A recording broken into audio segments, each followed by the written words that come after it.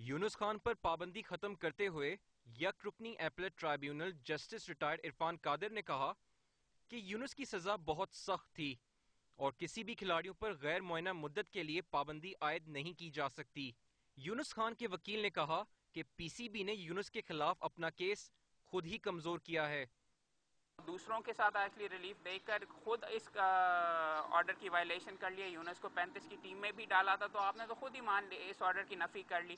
پی C B کے وکیل طالب رضوی نے کہا کہ معاملہ ابھی ختم نہیں ہوا، بورڈ یونس خان کو دوبارہ شو کاز نوٹس بھیجے گا۔ طالب رضوی نے کہا کہ وہ باحیثیت پی سی بی وکیل بورڈ اور یونس خان کو مشورہ دیں گے کہ وہ دیگر کھلاڑیوں کی طرح آپس میں بات چیت کر کے سزا پر نظر ثانی کریں۔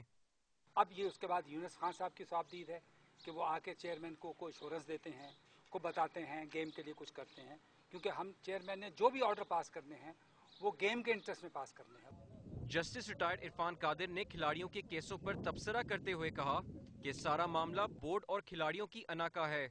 ہم لوگ اکثر اپنی انا کی خاطر بہت ساری چیزیں جو آپس میں وہ لڑائی جھگڑے ہمارے قائم رہتے ہیں، تو ہر ایک کو تھوڑا سا گیو اینڈ ٹیک بھی ہونا چاہیے اس میں۔ ٹرائیبیونل نے اکمل برادران کا جرمانہ کم کر کے 10-10 لاکھ جبکہ آفریدی کا جرمانہ ختم کر دیا ہے۔ جسٹس ریٹائر عرفان قادر نے کہا کہ تمام کھلاڑیوں نے وعدہ کیا ہے کہ وہ ڈسپلن کی خلاف ورزی نہیں کریں گے۔ پابندی ختم ہونے کے باوجود یونس خان سری لنکا میں ہونے والے ایشیا کپ میں حصہ نہیں لے سکیں گے کیونکہ ٹیم کا اعلان پہلے ہی ہو چکا ہے۔ البتہ ذرائع کے مطابق شاہد آفریدی انگلینڈ ٹیسٹ سیریز کے لیے یونس خان کو ٹیم میں شامل کرنے کے خواہش مند ہیں۔ دانیال حسن، ڈان نیوز، لاہور۔